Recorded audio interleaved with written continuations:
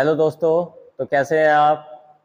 I hope अच्छे होंगे और अपनी तैयारी को बेहतर कर रहे होंगे। तो आज मैं आपके लिए लेकर आ रहा हूँ खुशखबरी।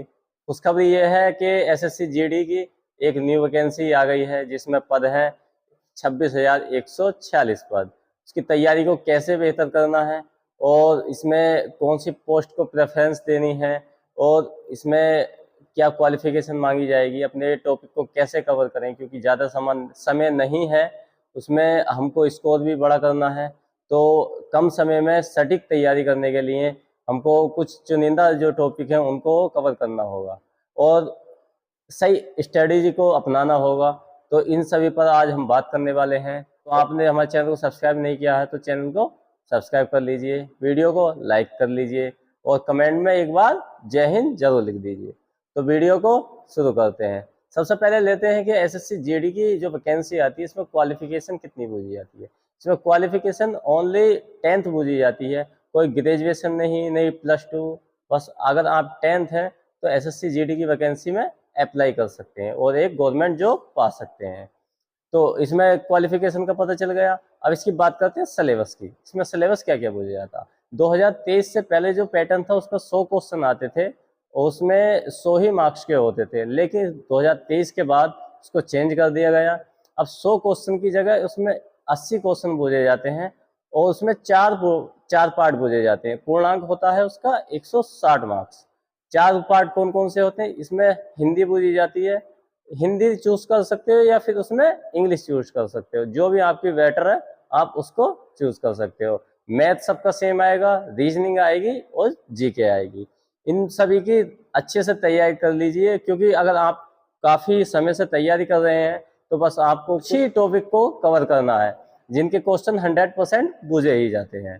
क्योंकि अगर आप उन टॉपिक को कवर कर लेंगे तो आपकी तैयारी उन बच्चों से आगे पहुंच जाएगी जो बच्चे खूब पढ़ते तो हैं लेकिन उनका सिलेक्शन नहीं हो पाता, क्योंकि उनकी वजह यही है क्योंकि वो एक सटीक तैयारी नहीं कर पाते हैं। क्योंकि अगर आप एक ही मार्ग में तैयारी करते रहोगे सही स्ट्रेटेजी के साथ तो आपकी तैयारी बेहतर हो जाएगी। 20 क्वेश्चन पूछे जाते हैं मैथ के।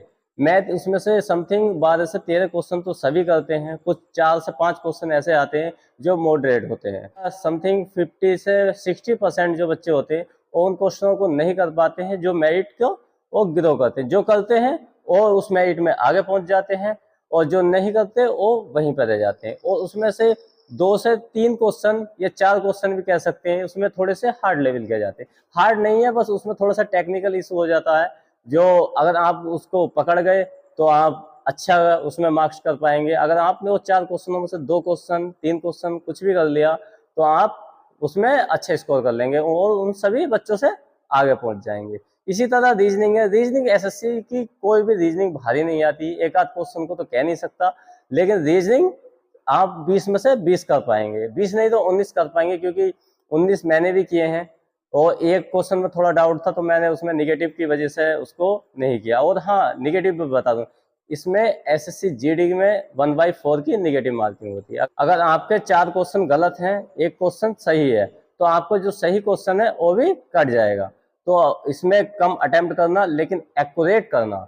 और इसमें हिंदी के क्वेश्चन भी पूछे जाते हैं, 20 क्वेश्चन होते हैं ना, तो हिंदी भी कोई इतनी हार्ड नहीं आती है।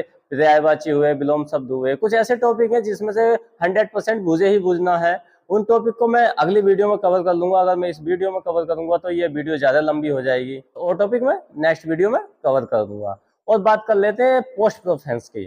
तो इसमें काफी तरह की वैकेंसी आती हैं, जैसे कि एसएसबी हुआ, सीआईएसएफ हुआ, आईटीबीपी हुआ और एसएसएफ सीआरपीएफ हुआ। काफी तरह 6-7 तरह की जॉब आती हैं, जिसमें से कि एसएसएफ दिल्ली सचिवालय पर लगती है, जहाँ सीजीआर लेवल के 3 स्टार जाते हैं उनके बाहर ही लगती है। सीआरपीएफ तो जैसे कि छत्तीसगढ़ हुआ और जी इलेक्शनों में या कहीं दंगे वंगे होते हैं इस तरह से कहीं जाती है।